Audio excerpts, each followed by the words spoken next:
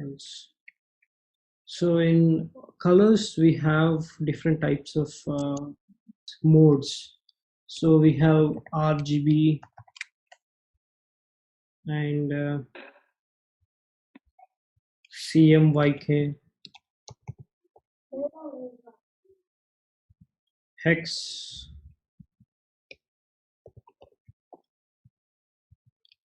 we have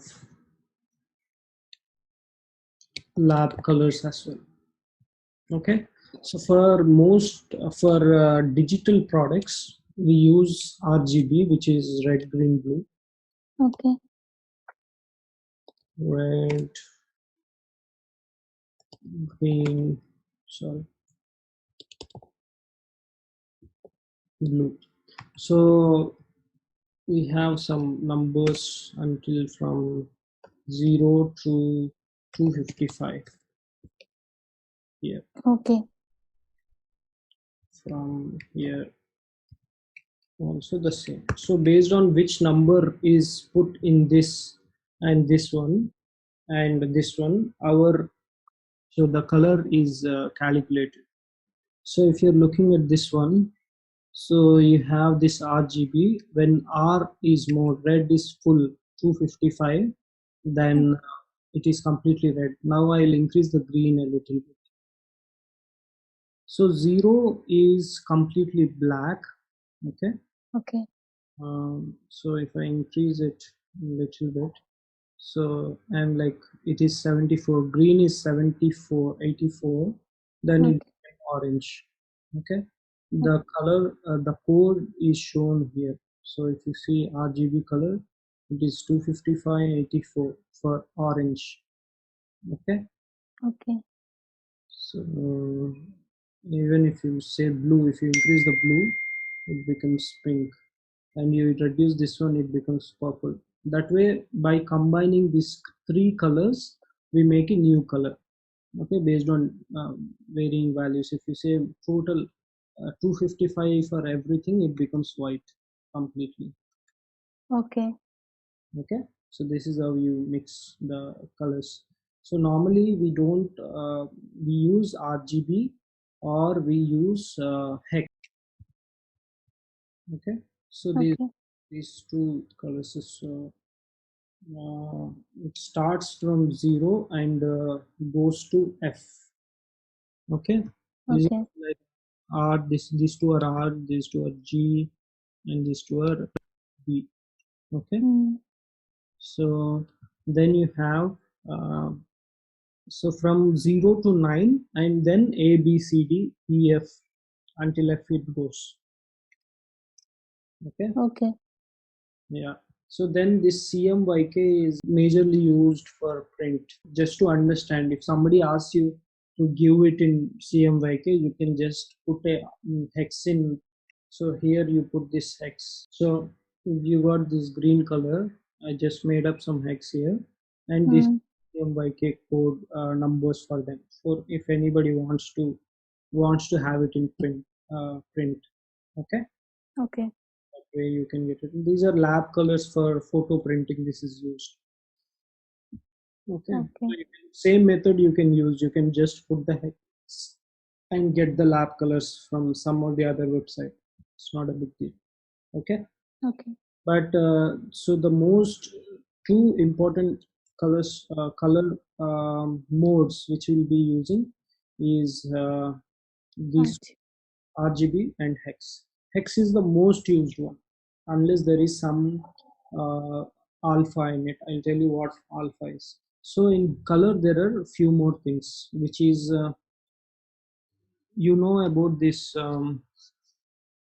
light and color, right? So when there is no light, there is no color. When there is a color spectrum of 7 colors, the rainbow colors we call it. Yeah. Right? So that color spectrum, based on the spectrum, the color changes. If you put a specific light on a white cloth, based on the spectrum, the movement, the colors change.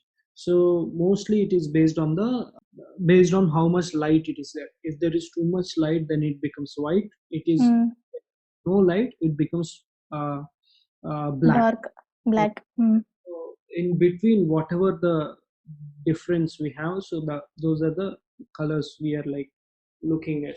So with the there are like millions of colors we can see with our naked eye. So hue is the change of spectrum. If you look at this one, so this is the hue here on the right side.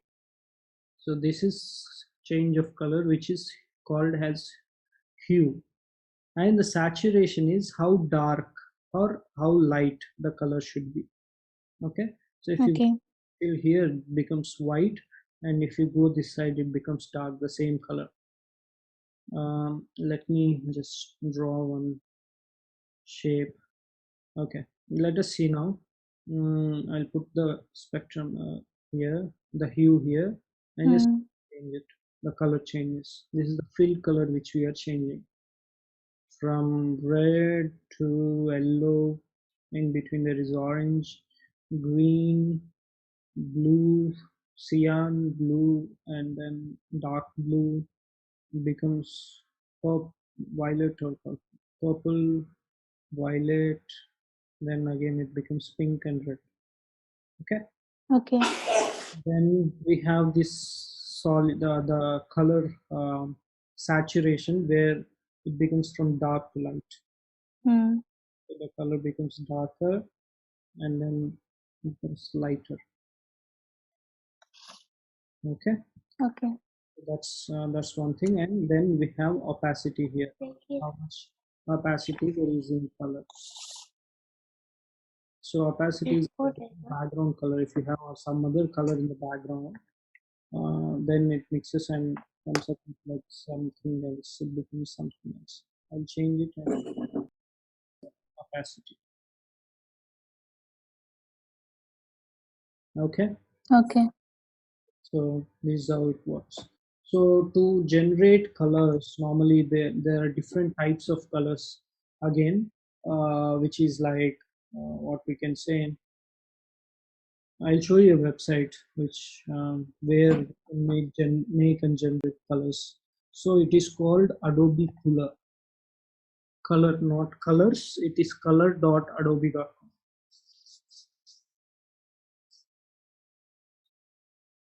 So now you go into this. So these are different formation of colors. So harmony rules we can say. So these are different harmony rules we have on the left.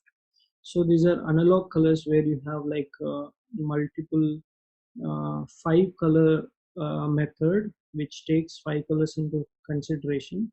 It generates generate analog colors. It takes a single color and gives you like multiple shades of it.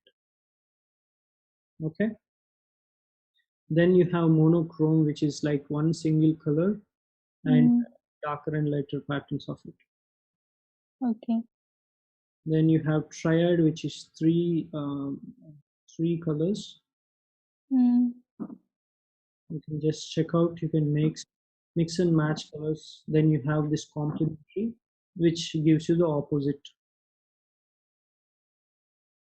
Okay, and just Okay. try it out. Then you have this compound colors. Make them lighter, darker, changes the shade. And then you have shades. You just pick one color, it gives you multiple shades of it. Okay, Okay. those are different color harmony rules, we call them. Mm. And I'll also give you one more website, coolors.co, cool or coolors.co. Okay. So here you can generate colors on different patterns. You can just start the generator. It's free. Mm. Just click on it. So you get different colors here. So just press go and press space here. Just keep pressing to get different combinations of colors complemented with each other. Mm. Like one color and you Okay. get more colors based on that, you just lock it. Okay, suppose I like this color, I just lock it. I Mm. and press space. Then this gives you another complementary colors with that one. Okay, and then Okay. I like this one also, then I hold space just to figure out which one suits better. Then I lock this. That way you can figure out which colors are best suits you. Okay, Okay. great, fine. This is, I think this is all about the colors. Then we have fonts, sans serifs, and then we have scripts. Then we have display fonts.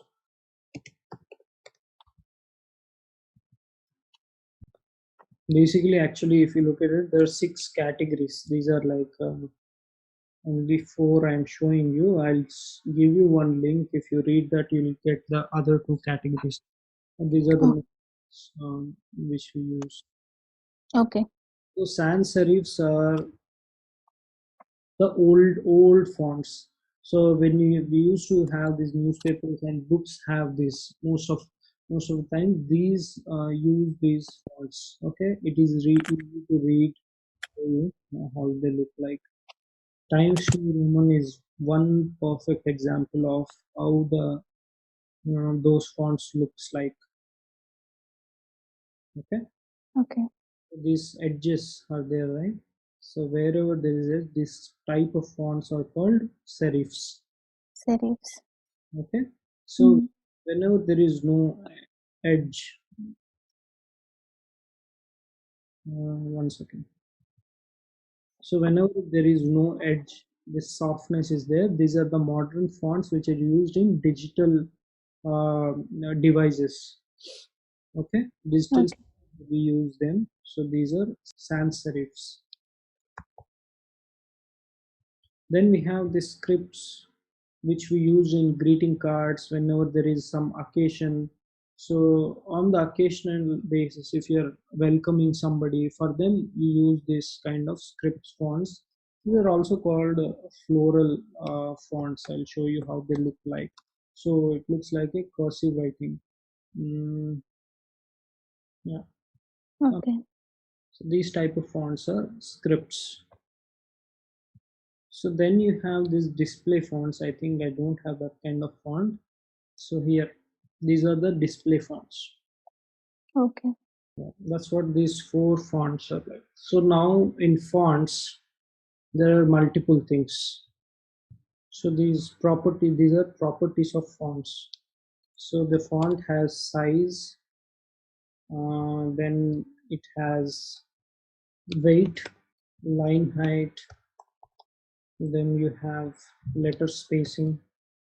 These are like four things a font contains. Okay, size is basically how big the font should be. You can adjust it. Then weight is, it should be bold, it should be regular, it should be thin, it should be whatever the size it should be. Okay, so the width of it, basically how much weight it should be. Line, Mm. if you're suppose if you're writing a paragraph, um,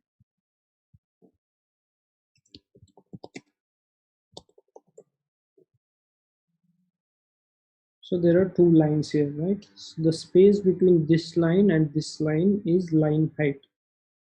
Okay, so if you Okay. this, then the line height increases. Okay, so this Okay. height.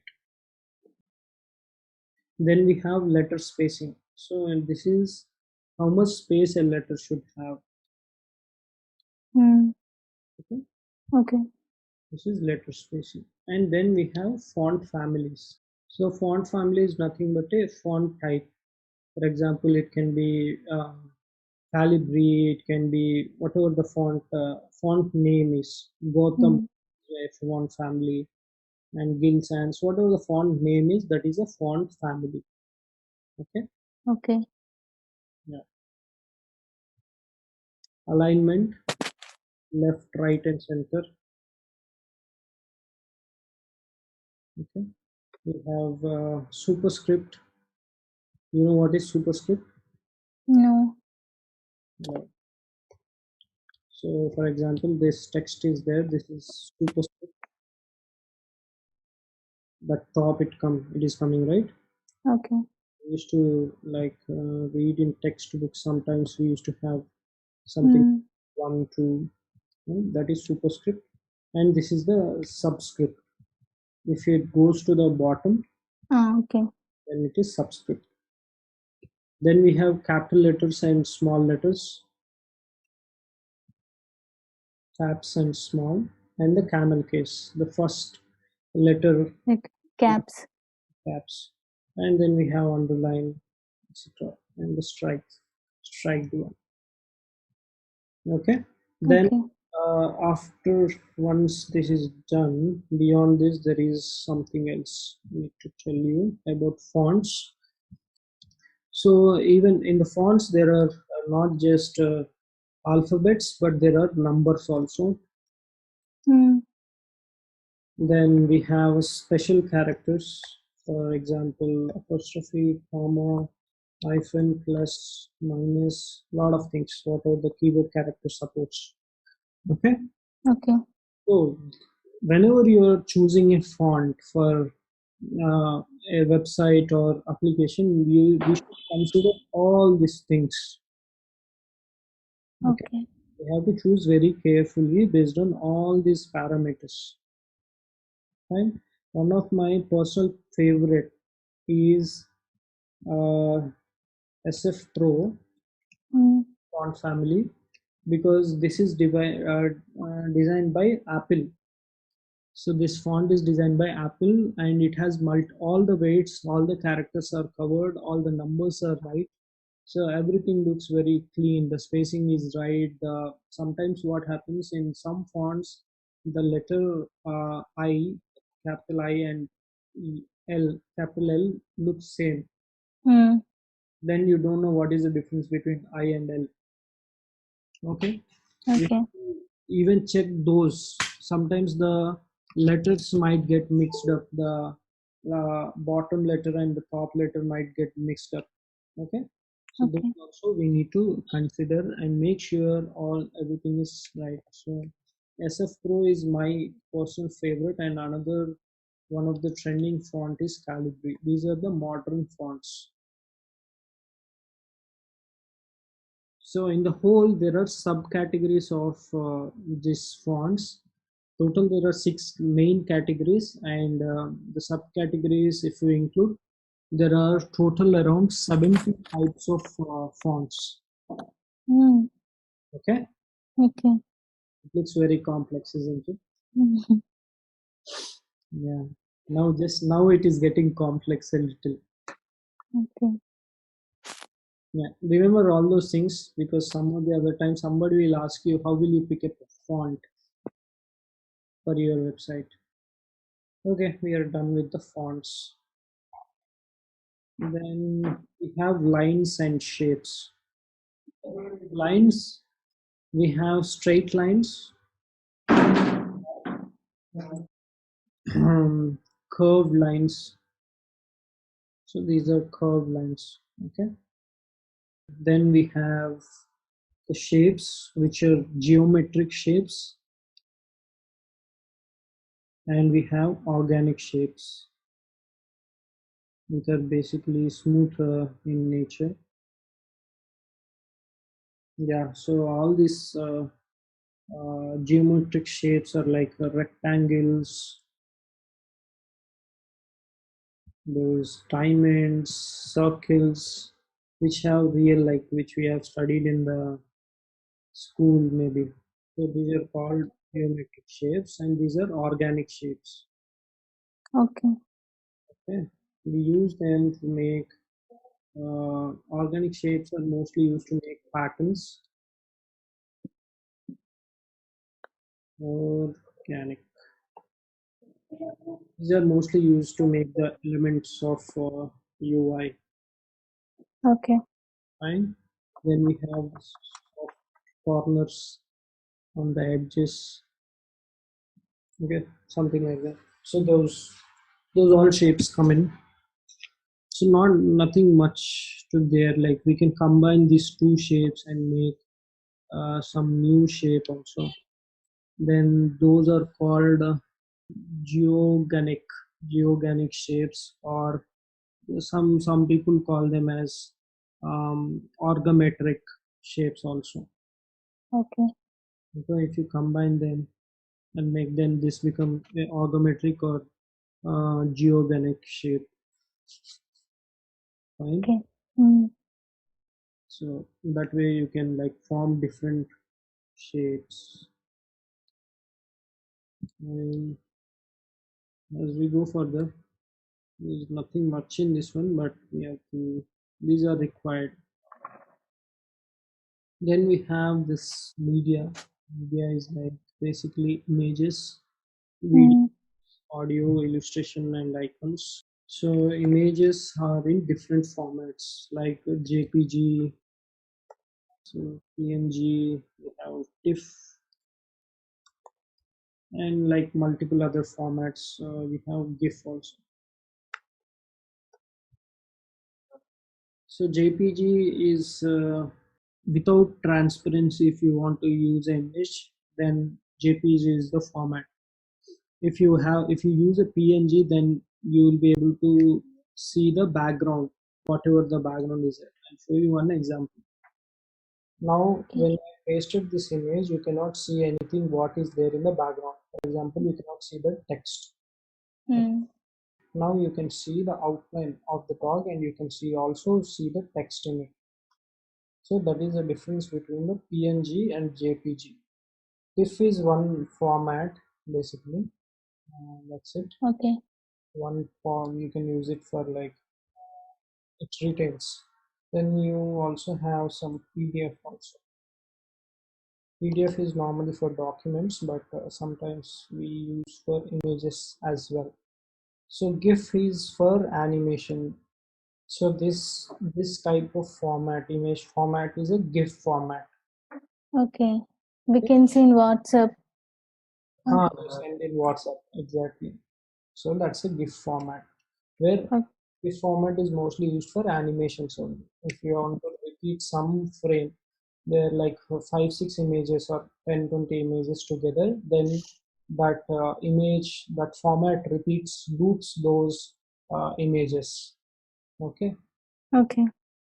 yeah. So that's what it is. Fine. So those are like image formats. Then if we go to videos, there are like so many formats because there are like multiple codecs. MP4 is one of, AVI is another popular ones, and MPEG 4 is another one. There's a lot of other formats. Apple is MOV. Apple uses MOV format. So, but most popular one is .mp4. MP4. Okay. Okay. Fine. So that's for videos. In audio, we have MP3. We OGG is one format. MP3 is the most popular one, but there are other formats as well. Then we have illustrations, which is in .svg or .pdf, and we have icons, same svg and pdf. This can be also in png Mm. formats as well. So there is one important thing here in images, which is a raster image and a vector image. So in raster images, what happens is, if you zoom it, the image will get blurred. Mm. Okay, so this is a raster image. So all the photo cameras and our phone cameras take these kind of images only. So whatever the image which is taken from camera is of, will definitely get blurred at a point, pixelated. This is called pixel, Mm. because these are formed by pixels. Okay. All these images are formed by pixels. But in for example, if you're making a image in a software using paths, okay, let us assume this is an image, okay, Okay. is in SVG format. This is a scalar vector graphic.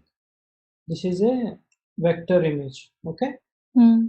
Now you zoom as much as you want, the quality of image never goes. No pixelations will be found. Okay. Okay, so that is the difference between raster image and a vector image. Okay. Raster images are taken by cameras, the photos, which will get pixelated, but the ones which are made in a software using different paths, those won't get pixelated. That's what it is. Then we have these patterns. Patterns are, so we have different patterns. Those are made out of lines, shapes, even sometimes with the text also, icons also, Okay. images also. The patterns are made. So these we use to. This is mostly used in graphic design. But if you are designing some kind of application where the brand should be very visible, we use Hmm. this kind of patterns. Okay. Okay.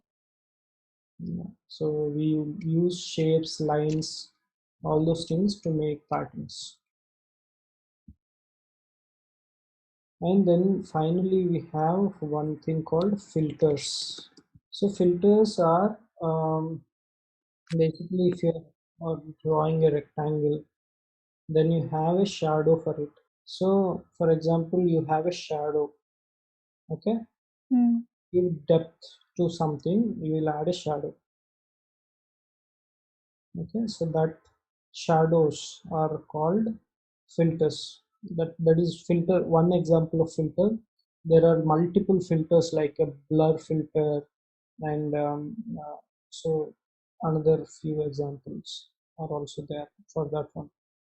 Okay, Oh, so shadows and blurs are the most used in this one. Okay, okay. if you see that is getting blurred, the higher the shadow is, the more you can feel like it is having more depth. Also based on lighting. If you have the light on top, the shadow is on the bottom. Lighting and the distance also. More the distance of the light, the more the shadow will be appeared and also blurred. The nearer the light, the nearer the shadow. Okay. Okay. So now you have basically understood how the UI elements are formed. So Hmm. yeah, I'll tell you what I can say. So these are symbols. So why are even icons used? First of all, it is easy to understand. So like 30,000 years ago, we invented language. We have invented the images, the communication with images. Then Hmm. after that, we have invented script. So basically this, whatever we are writing, this is script. So we have invented that. Okay, so Hmm. first stage was only language, the talking thing. So Okay. second stage was images. We as humans remember things as a visual, something very visual. We are easily able to understand and remember. That's why we use icons so that people all over the world can understand images rather than a language. Okay, if you Okay. talk a language, everybody might not understand. Hmm. That's why we use different symbols to make them explain what we are trying to say. Okay, in the Okay. if you see a call icon, or this is talking, this is share, this is download, edit, setting, Hmm. these are all because people easily understand them. You don't need to write anything below them. Yeah. But initial stages for people to understand, you have to write. Usually once they get the technology and they remember it, first time they look at it, then they immediately, and after they understand, relate that icon with a specific text. For example, this is home. If I write Mm. down their home, then automatically they will catch that, and Mm. when they come, they don't even read the text, they just see the icon and immediately go ahead. Yeah. Fine. That's what I Right. care about. So for each one, I'll give you some website which where you can download high quality images, vectors, illustrations, videos, and for free. Okay. Items, right? Images you can go through the two websites, www.flash.com, and you have www.pexels.com.